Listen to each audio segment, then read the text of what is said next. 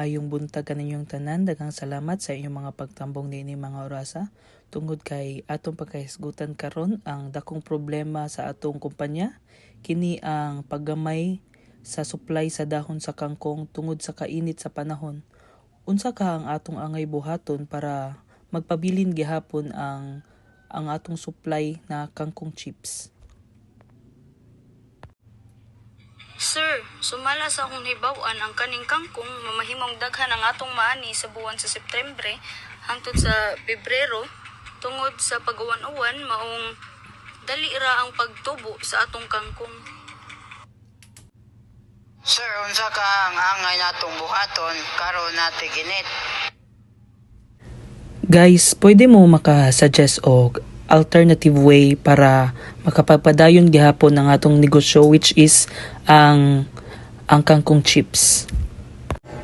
So good morning everyone. Ang ako ang masuggest ra pod no kay mangita taog kanang greenhouse nga maka-provide nato sa mga leaves. So like China no, maka-provide sila nato sa atong mga needs nga plants or leaves kay because of their greenhouses, then maka-import sila nato sa atong mga need nga supply gikan sa ilahang country. So, adto na ta magkuha og kanang mga raw materials sa China. So, kung dito ta magkuha og raw material, so syempre mas mudako jud ang atong kanang mabayran. So, bisag mudako atong mabayran, need jud gihapon nato i-sustain ang atong price atong product. Kanang igo ra nga makaginansya tagamay. So intact gihapon ang quality sa product o the same price lang gihapon ang atong ibaligya sa atong customers. Walay mausab. So, thank you so much guys. Hope that maaksyonan dayon nato ang atong mga problema, and goodbye and have a nice day. After the meeting, one of the employee kay nangita og mga greenhouse sa China nga maka-provide sa mga raw materials para sa kangkong chips. O nangita pod og mga alternative na greenhouse in case na dili maka-provide ang main nga suppliers nga ilang nakitaan. After checking the particular supplier kung legit ba sila or nindot ba ilang feedback from other manufacturer nga ilang gisupplyan, so diri na sila naka-decide nga mo order. So before ang supplier ni send sa raw materials, nag-update siya sa company nga for delivery and out na ang mga raw materials, and nag-remind pod ang supplier nga dapat updated sa trackings, information, and delivery status sa mga raw materials. So, before maabot sa Philippines, ang mga raw materials from China nga gi-import, is ready na ang mga regulations like custom permit, import permit, mayor's permit, and etc. para makasulod ang mga raw materials sa country.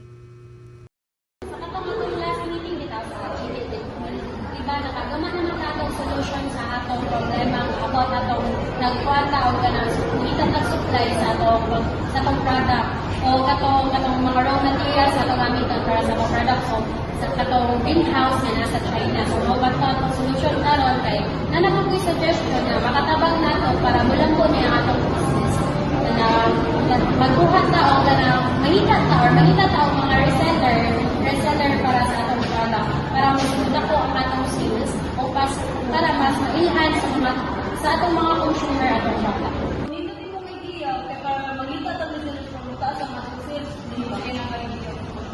So, kani mag-present na tayo sa kanang collaboration ay kanang mangita o kanang ang atong mga kauban is mangita o kanang resellers. So,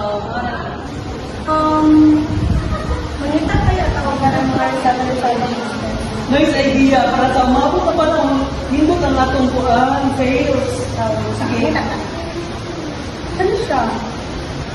Okay ba na siya? Next ato. Kana. Next. Kana. Perfect. But before that, ato sa nang i-check ano yung background kay basi scammer ba na siya, mumutmut ba na siya kay para Para nito ang atong transaction, word mga pong mga pagpangilan. So, good afternoon everyone. Salamat sa mga pagkakaroon din sa kita. Tungkol kay atong gusto kong magpasalamat sa inyo sa inyong mga pagtambong. And first of all, ikuha ko na mo kay para mag-resale sa among kumpanya, which is Agad Chips. So, usap sa nato ka ng usap sa nato ko na lang atong kuan. Gusto na mo kapirmahan ninyo ang among kuan, ang among contract para isip paghandong sa inyong pag-ulat sa among kumpanya.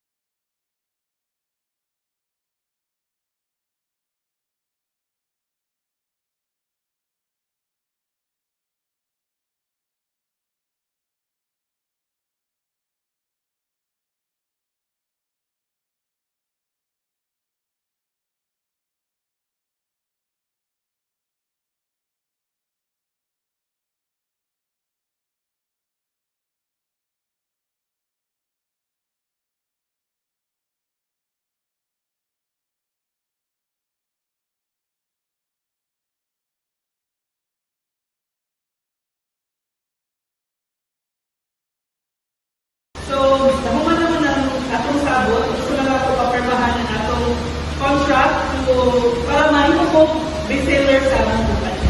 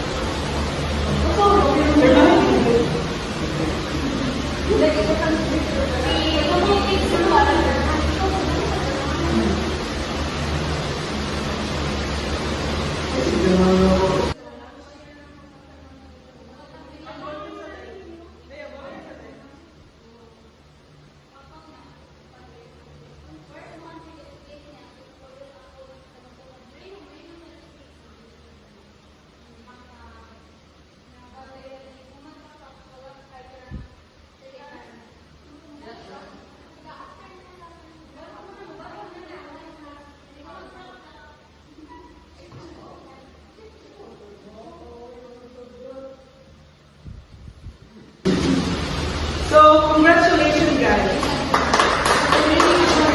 So, guys, meeting adjourned. Congratulations.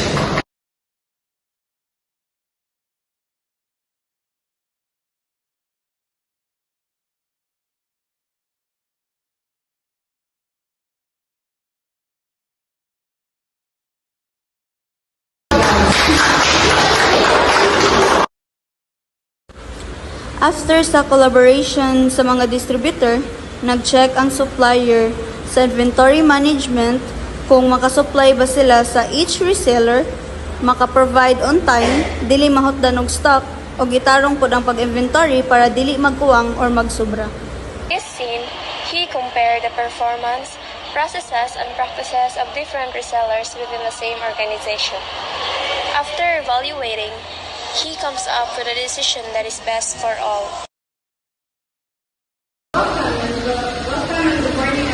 So we're gathered here, guys, for our sales, tagas na meron tayong mga performance sa business. So we have here the highest sell is Odin and the second is Mr. Dudukov and the Tutay which is Christine and Diane. So let's round of applause to Mr. Ivan Odin. Kamu dua, kamayan mo sales, karong kuha na mangayo mo idea may mali. Kung sa iyo strategy, anong nila kaya sales.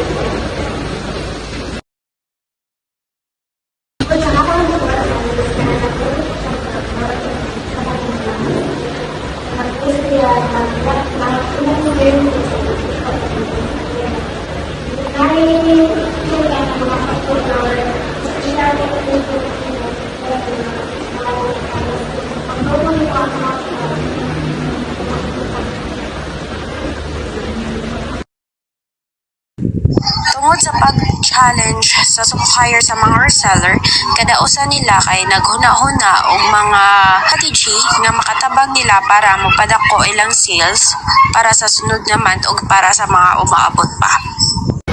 What if magpo-post ako ng product ko sa Facebook para naman mag-boom, tsaka para naman makita ng mga tao.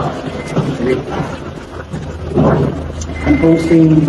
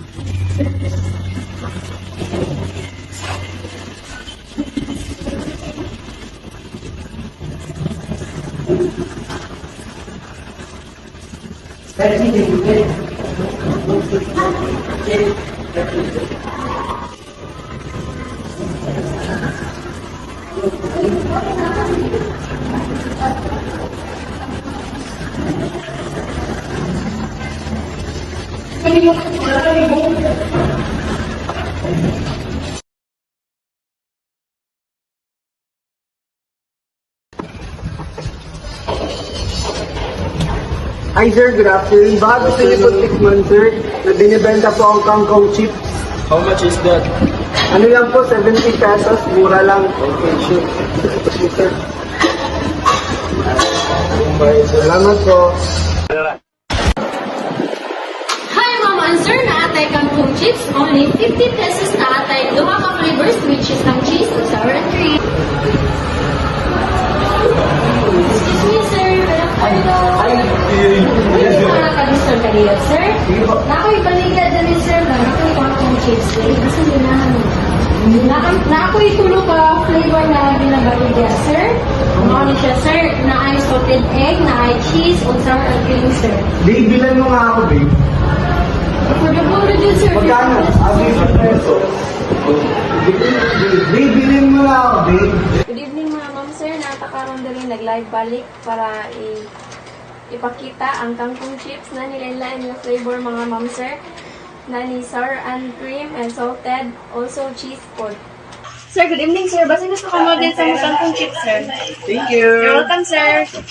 Sir, basin gusto ka model sa mga kangkong chips, sir. Tanawan ang model. Thank you, ma'am. Welcome, sir. So sa mga video nakita nato kung unsa ka competitive ang mga reseller sa pag-sale silang product which is the kangkong chips. So, sa functional benchmarking, i-compare na mo among business sa business ni Josh Mojica, which is iyang kangkong chips is sikat karon. Nagkuha sad mi og idea sa kung giunsa niya pag sales iyang product, so ma-adapt pud namo sa mong business. Kangkong Chips select benchmarking partners within the snack food industry known for their efficient production and distribution processes. They choose Kangkong Chips by Josh Mojica, a competitor owned for its streamlined manufacturing operations, and Transportify, a logistics company recognized for its effective distribution network. Kangkong Chips focuses on benchmarking its kangkong production process, including raw materials, sourcing, slicing, frying, seasoning, packaging, and distribution logistics. Collects data on its own production and distribution processes such as raw materials, usage, production cycle times, packaging efficiency, transportation costs, and delivery timelines.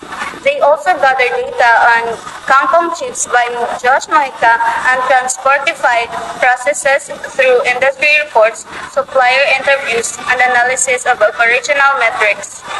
After gathering data, Kangkong Chips analyzes on its productions and distribution metrics and compares them with those of Kangkong Chips by Josh Mojica and Transportify Logistics.